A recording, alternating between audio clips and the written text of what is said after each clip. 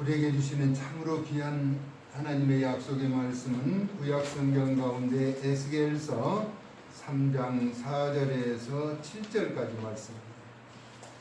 1153년에 있는 에스겔서 3장 4절에서 7절까지 말씀 우리 한 목소리로 합독합니다. 그가 또 내게 이르시되 인자야 이스라엘 족속에게 가서 내 말로 그들에게 보하라. 너를 언어가 다르거나 말이 어려운 백성에게 보내는 것이 아니오 이스라엘 족속에게 보내는 것이라. 너를 언어가 다르거나 말이 어려워 내가 그들의 말을 알아듣지 못할 나라들에게 보내는 것이 아니니라. 내가 너를 그들에게 보냈다면 그들은 정녕 내 말을 들었으리라. 그러나 이스라엘 족속은 이마가 굳고 마음이 굳어 내 말을 듣고자 아니하리니 이는 내 말을 듣고자 아니함이니라. 아멘. 소리가 들리게 하라는 제목으로 말씀을 나누고자 합니다. 우리는 핸드폰 벨소리에 알람을 통해서 때로는 기상시간을 정하고 일어나기도 하죠.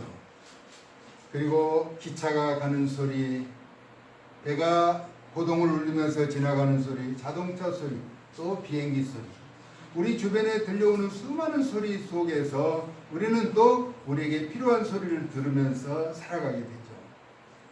저는 시골에서 여름에 한여름에 떼약볕이 내릴 때는 한낮 더위에 깊은 산속에서 처량하게 울려 퍼지는 뻐꾸기 소리를 들으면서 많이 애잔함을 느꼈어요. 멀리에서 산을 울리는 그 뻐꾸기 소리는 왜 저렇게 청아하게 서글프게 울어대는 것일까? 나중에 알아봤더니 뻐꾸기는 자기 둥지에 알을 낳지 않고 남의 둥지에다 알을 낳고 자기가 낳은 알이 잘못될까 봐 그것을 걱정해서 그렇게 운다는 거예요. 그게 참 서글픈 일이죠. 그런데 그 뻐꾸기 새끼가 깨어나면은 다른 새끼들을 또 둥지에서 밀어내서 자기만 살려고 그렇게 몸부림친다는 거예요. 자고새라고 하는 새는 밤만 되면 우는 거예요. 왜냐하면 자기 집이 없으니까 내가 날이 새면은 집을 짓겠다는 다짐의 생각으로 계속 울지만 날이 밝으면은 밝은 세상으로 훌쩍 날아가서 마음껏 놀다가 또 밤이 되면 운다는 거예요. 내가 내일이면 내일이면 집을 짓겠다라고 그 다짐하면서 우는 새. 새들도 여러 가지 이제 사연을 통해서 우는데, 종달새는 여러분, 종달새는 아주 작은 새예요. 몸집이 작은데 아주 높은 곳까지 떠올라서 거기에서 계속 우는 거예요. 자기가 낳은 알을 다른 것이 해할까봐 사람들이 그 근방을 지나가면 이제 못내 아쉬워서 그것을 지키기 위해서 우는 종달새라고 합니다. 자신의 영역을 지키기 위해서 울어대는 그런 새. 뻐꾸기나 또 자고새나 종달새 마찬가지 자신의 영역을 지키기 위해서 우는 것을 바라보죠. 또 여름이 되면은 본격적으로 매미가 우는 것 같아요. 매미는 참 어쩌면 시끄러울 정도로 데시벨이 높은 음성으로 계속 울어대는 것이죠. 정확한지는 모르지만 혹자는 그렇게 이야기해요. 땅속에서 오랫동안 묻혀 있다가 매미가 되어서 한 일주일 남짓 산다는 거예요. 그러니까 너무나 오랫동안 땅속에 있다가 살아가는 세상이 짧은데 그 세상을 아쉬워서 그렇게 우는 것이 매미의 울음소리라고 그렇게 들어서 알고 있습니다. 각자 우는 사연이 있다는 것이죠. 계속 여름철 이야기네요. 모내기가 이제 시작되고 뭐가 어느 정도 자라면은 개구리들이 밤새 우는 거예요. 개굴 논에서 우는데 사람들이 지나가는 발걸음 소리가 나면은 동시에 다 멈추죠. 저도 그래서 장난 삼아서 가만히 있다가 개구리가 울면 돌을 집어서 한번 던져봐요. 그러면 일제히 소리를 멈췄다가 또 좀 있으면은 개구리가 합창을 하는 거죠. 연신 같이 노래를 불러대면서 여러분 학교 다니면서 청개구리 이야기도 들었지만 개구리가 우는 여러 가지 사연도 있는 것이죠. 우리들의 집단 행동은 많은 것을 또한 생각하게 하는 것입니다. 그러면 우리는 세상에 살면서 무슨 소리에 민감하게 행동하며 반응하고 있는가 하는 것입니다. 자신의 유익을 위해서 무슨 소리를 들었고 어떤 소리를 내면서 살아가고 있는가 하는 것이죠. 아모스서 3장 4절에 보니까 사자가 움킨 것이 없고서야 어찌 수풀에서 부르짖겠느냐 하는 것이죠. 사자는 자기가 잡은 먹이를 가지면 다른 세력들이 오지 못하도록 이제 으르렁거리면서 소리 짓는 것이죠. 젊은 사자가 잡는 것이 없는데 어찌 굴에서 소리를 내겠느냐라고 말하는 것은 다 소리를 내는 데는 이유가 있다라고 하는 것이죠. 아이들이 우는 것은 배가 고파서도 울고 몸이 불편해서도 운다라고 하는 것이죠. 소리를 내서 자신의 의사를 표현하게 된다는 것이죠. 아모스 3장 8절은 사자가 부르짖은즉 누가 두려워하지 않겠느냐 그랬죠. 사자가 부르짖는데 주 여호와께서 말씀하신즉 누가 예언하지 않겠느냐라고 말이죠. 우리 성경에 등장하는 선지자들은 대개 자신의 의사와는 거의 상관없이 하나님이 말씀하심 앞에 또 순종하면서 에레미야 선지자 같은 경우는 또 울면서 또 누워서 시간을 기다리면서 하나님의 뜻을 전했던 인물이죠. 본문에서 에스겔 선지자는 하나님의 특별하신 부름을 받고 그 사명을 감당하는 가운데서 자기 백성이 여호와의 말씀을 듣지 않음으로 인한 고뇌가 있었음을 나타내고 있습니다. 주된 내용은 바벨론 포로가 되어 붙잡혀간 이스라엘 백성들이 겪고 있는 죄악으로 잘못된 것이죠. 죄악으로 인한 하나님의 심판에서 비롯된 것이며 이제라도 깊이 회개하고 하나님을 의지하면 사랑이 많으신 하나님의 은혜로 이스라엘 백성들이 다시 회복될 수 있을 것이라는 메시지로 격려하고 있는 것이죠. 본문에서 전개되는 내용은 하나님의 영에 붙잡힌 에스겔 선지자에게 여호와 하나님께서 당부하신 것은 이스라엘 족속에게 가서, 다시 말하면 하나님이 택한 선민에게 가서 여호와 하나님의 말씀으로 명령하라는 것이죠. 우리가 여호와 하나님의 명령을 지키는 것은 극히 어렵지 않다라고 신명기서 30장 14절에서 말씀하고 있죠. 내 입과 내 마음에 있은즉 행할 수 있다. 하나님께서는 할 수 없는 것을, 멀리 바다에 있는 것, 높은 산에가 있는 것을 하라는 것이 아니라고 하는 사실을 말하죠. 미리 선지자 에스겔에게 당부하신 내용은 이스라엘 족속을 두려워하지 말라 하는 것입니다.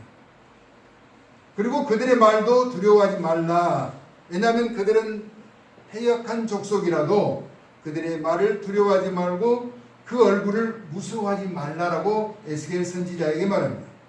그러면서 그들이 듣든지 아니 듣든지 여호와 하나님의 말씀대로 고하라는 것이 에스겔 선지자에게 주어진 사명이죠. 에스겔서 2장 7절에 그렇게 말합니다. 그들은 심히 패역한 자라. 그들이 듣지 아니하든지 듣든지 아니 듣든지 너는 내 말로 고할지어다. 여호와의 말씀으로 명령하라는 것이 에스겔 선지자에게 주어진 사명이었던 것입니다. 그렇다고 에스겔 선지자가 감당해야 하는 부분이 힘에 겨운 것은 아니었다라고 하는 것이죠. 에스겔서 3장 5절에 오늘 읽었던 본문에서 언어가 다르거나 말이 어려운 백성에게 보내는 것이 아니다라고 말하죠. 이스라엘 족속, 다시 말하면 선지자의 동족에게 보내는 것이라는 것입니다.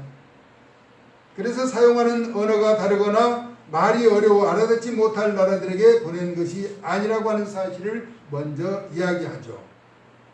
여러분, 선교는 어떤 것이냐? 언어와 문화가 다른 곳에, 말이 다른 곳에 전하는 복음을 선교라고 말하죠.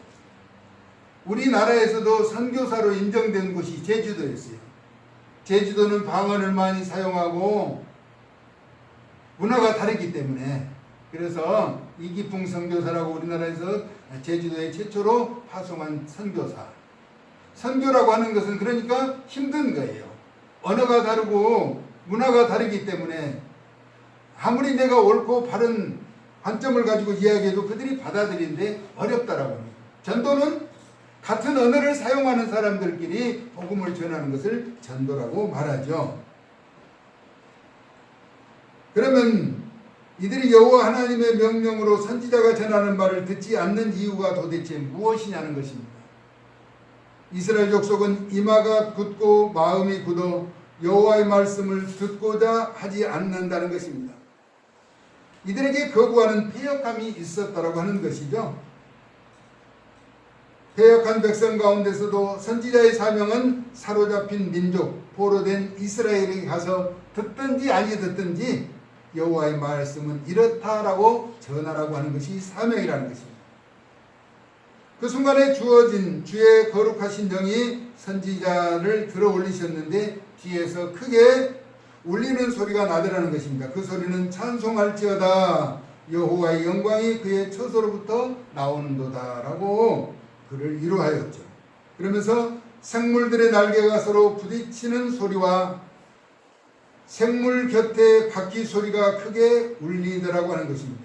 이는 온 우주 만물을 다스리시는 통치의 영역이 동서남북 어디에든지 사방에 미쳐있는 하나님의 편재성을 나타내주고 있는 것입니다. 우리 하나님은 아니 계신 곳이 없이 어디에나 다 계시는 전능하신 분이라고 하는 것입니다. 할렐루야. 아멘. 그래서 생물들의 날개가 서로 부딪히는 소리가 또 바퀴 소리가 크게 울리게 되는 것이죠. 이와 같은 우렁찬 찬송이 울려 퍼질 때에 친히 주의 성령이 근심하고 분한 마음이 있는 자신을 힘있게 감동시키더라는 것이죠. 에스겔 선지자를 그렇게 위로해 주셨다는 것입니다. 에스겔서 3장 14절 한번 볼까요? 14절에서 15절 같이 읽습니다. 주의 영이 나를 들어 올려 데리고 가시는데 내가 근심하고 분한 마음으로 가니 여호와의 권능이 힘있게 나를 감동시키더라. 이에 내가 데라빌에 이르러 그 사로잡힌 백성 곧 그발강가에 거주하는 자들에게 나아가 그 중에서 두려워 떨며 7일을 지내니라. 7일 동안 텔아비브라고 하는 텔아비브를 말하죠. 이스라엘 수도는 계속해서 바뀌었는데 190번째로 에루살렘이죠. 그러나 국제법적인 수도가 텔아비브라고 하는 것이죠. 그래서 이스라엘은 텔아비브 국제공항에 이착륙하면서 이스라엘을 이제 방문하게 되기도 하죠. 그곳에서 사로잡힌 백성으로 그발강가에서 거주하는 자들과 7일 동안 지낸 후에 여호와의 말씀이 선지자에게 다시 임한 것이죠. 파수꾼으로 세움을 받은 자신에게 악인과 의인에게 보내어 그 사명을 감당하도록 임무를 부여받게 되는 것이죠. 그러면 우리가 회개하도록 선포해야 할 대상은 어떤 부류에 속하는가? 한번 보면은 습관적으로 하나님의 경고에 귀를 기울이지 않는 악인이 있다라고 하는 것입니다. 18절입니다. 에스겔서 3장 18절. 에스겔 선지자에게 깨우치라고 말씀하는데 그들의 완악한 상태는 어떤 모습인가? 18절에 보니까 가령 내가 악인에게 말하기를 너는 곧 죽으리라 할 때에 네가 깨우치지 아니하거나 말로 악인에게 일러서 그의 악한 길을 떠나 생명을 구원하게 하지 아니하면 그 악인은 그의 죄악 중에서 죽으려니와 내가 그의 핏값으로 네 손에서 찾을 것이다 라고 말합니다. 지금 에스겔 선지자에게 하나님의 명령을 분명하게 전하고 그렇지 않으면 그 핏값을 선지자에게 찾으시겠다라고 하는 말씀의 경고가 그려지고 있습니다. 두 번째는 하나님의 경고를 무서워하면서도 과거에 죄악된 행실을 끊어버리지 못하는 악한 부류를 말합니다. 19절입니다. 네가 악인을 깨우치되 그가 그의 악한 마음과 악한 행위에서 돌이키지 아니하면 그는 그의 죄악 중에서 죽으려니와 너는 내 생명을 보존하게 될 것이다. 세 번째는 하나님의 경고와 무관하게 행동하며 잘못을 깨닫지 못하는 악인의 부류가 존재한다는 것이죠. 20절입니다. 또 의인이 그의 공의에서 돌이켜 악을 행할 때에는 이미 행한 그의 공의는 기억할 바가 아니라 내가 그 앞에 거치는 것을 두면 그가 죽을지니 이는 내가 그를 깨우치지 않음이니라. 그는 그의 죄악 중에서 죽으려니와 그의 핏값은 내가 네 손에서 찾으리라. 그러니까 우리에게 주어진 사명, 최선을 다하지 않으면 피해값을 찾으시겠다라고 말씀하고 있는 것이죠. 바울은 자신에게 맡겨준 사명에 대해서 이렇게 고백합니다. 고린도전서 9장 16절에서 17절 내가 복음을 전할지라도 자랑할 것이 없음은, 그렇죠? 바울은 옥에 갇히면서 갖은 수고와 아픔과 고통을 겪으면서도 복음 증거하는 사도의 사명을 감당했다는 것이죠. 내가 부득불할 일입니다. 만일 복음을 전하지 아니하면 내게 화가 있을 것이로다. 그러니까 갇히고 매맞고 굶주리고 헐벗고 힘든 여정 가운데서도 복음을 증거한 것이 사도 바울의 사명이었다는 것입니다. 만약에 그것을 행하지 않으면 자신에게 화가 미칠 것이다. 내가 내 자유로 이것을 행하면 상을 얻으려니와 내가 자유로 아니한다 할지라도 바울은 사명을 받았다는 것입니다. 사명이라고 하는 것은 그 사람이 감당해야 할 몫이라고 하는 것입니다. 누구에게 미룰 수 있고 거부할 수 있는 것이 아니라 자신이 감당해야 할 것이라는 것입니다. 이처럼 우리에게는 믿음 가운데서 복음 전도의 귀한 사명이 주어졌다라고 하는 것입니다. 할렐루야. 아멘. 저와 여러분은 복음을 증거해야 할 사명이 우리에게 주어졌기 때문에 그 증거의 사명을 감당해야 한다는 것입니다. 아멘. 우리 세상에서 들려오는 많은 소리 가운데 교회 부흥의 소리가 들려왔으면 좋겠어요. 할렐루야. 아멘. 교회들이 성장하고 부흥한다. 믿음을 동반한 성장의 소리, 기쁨의 소리를 우리로 하여금 들리게 하라는 것입니다. 예수님이 요단강에서 세례를 받으실 때 하늘에서 구름 사이에 들려오는 음성이 있었죠. 이는 내 사랑한 아들이요 내 기뻐하는 자라. 하나님의 음성이 요한에게 들려졌다는 것입니다. 우리가 하는 행동에 대해서 하나님이 보시고 기뻐하시며 또 세상으로 하여금 행복한 기쁨의 승리의 소식, 합격의 소식, 즐거운 소식, 건강한 소식 여러분 귓가에 많이 들려져 올 수 있기를 예수님의 이름으로 축복합니다. 아멘. 여러분을 통한 복음이 세상에 증거될 때 기쁨의 소리를 내어서 그 사람들로 인하여 감동의 소리가 들려질 수 있기를 예수님의 이름으로 축복합니다. 아멘. 우리는 상대방에게 좋은 소리, 칭찬하는 소리를 들으면 참 기분이 좋잖아요. 칭찬받는 소리, 위로하는 소리, 많은 소리를 듣고 우리의 마음이 새롭게 또 그러나 안타까운 소리들이 있잖아요. 슬픈 소리, 소식도 마찬가지입니다. 그러나 우리는 복음의 기쁜 소식을 간직한 우리는 늘 예수 그리스도로 인하여 기뻐하며 즐거워하는 그런 삶을 살아가고 또 살아가게 해야 한다는 것입니다. 저는 최근에 어떤 분이 계속 찾아와서 이야기를 하는데 신앙을 갖고 싶어하는 그런 마음이 있다라고 하는 것이죠. 그런데 선뜻 나서지 못하는 것은 용기도 없지만은 여러 가지 이제 장애 요인들이 있다라고 안타까움을 호소하더라고요. 그래도 오면 되는데 그 발걸음을 옮기는 것이 그렇게 쉬운 것은 아닌 것 같아요. 저는 묵상하는 말씀 가운데 예수를 죽은 자 가운데서 살리신 영이 너희 안에 거하시냐, 그리스도 예수를 죽은 자 가운데서 살리신 그의 영으로 말미암아 너희 안에 있는 그의 영으로 말미암아 너희 죽을 몸도 살리시리라. 그러니까 우리는 예수님의 말씀과 예수님이 우리를 위해서 죽으시고 다시 살아나셨다라고 하는 사실을 믿는 그 거룩한 영, 오늘 에스겔 선지자가 성령에 이끌려서 감동함을 받고 또 7일 동안 누워있으면서 하나님의 말씀을 대하면서 자신에게 주어진 사명이 무엇인가를 분명하게 알고 그 삶을 실천하는 모습을 우리에게 소개해주고 있는 것입니다. 소리가 들리게 하라. 우리로서는 예수 그리스도의 복된 소식을 사람들에게 들리게 하고 그들의 고백을 통해서 하나님 나라가 확장되는 일에 귀하게 쓰임받는 존귀한 하나님의 사람들 다 되어질 수 있기를 사랑 많으신 예수님의 거룩하신 이름으로 축복합니다. 아멘. 고마우신 하나님, 우리는 세상에서 많은 소리를 들으며 살아갑니다.